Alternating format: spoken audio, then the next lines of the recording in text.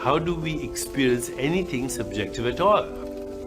Even though we know we exist in our bodies, when we look inside the body, we don't find an inner self, the so-called soul. So who's the me that knows that it knows that it knows?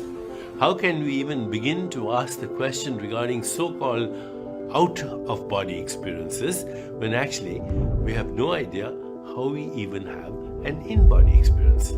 There seems to be no one there. The mystery is somewhat solved once we realize that we are not in the body, but that the body is in us. The world we experience, all of it, the universe, the mind, the body, arise and subside in our innermost being. That innermost being experiences itself as an observer in space and also in time. Since the non-local is a domain where all is instantly connected and correlated, including past, present and future, but also a domain where all locations in space are also instantly correlated, this is the realm of the so-called paranormal.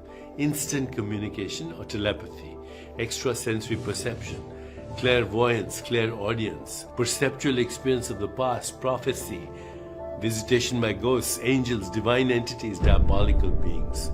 If we realize that both the normal and the so-called supernormal are projections of our own consciousness, they become equally explicable or perhaps equally inexplicable.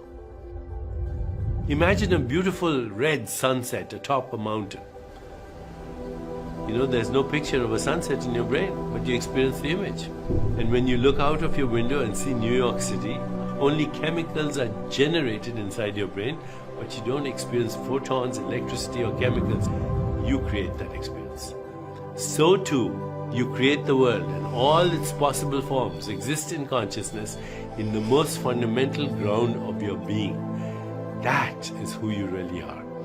If you find yourself, you won't make a distinction between the normal and the paranormal, because all that exists is conceived, constructed, created, governed, and comes into manifestation in your own being.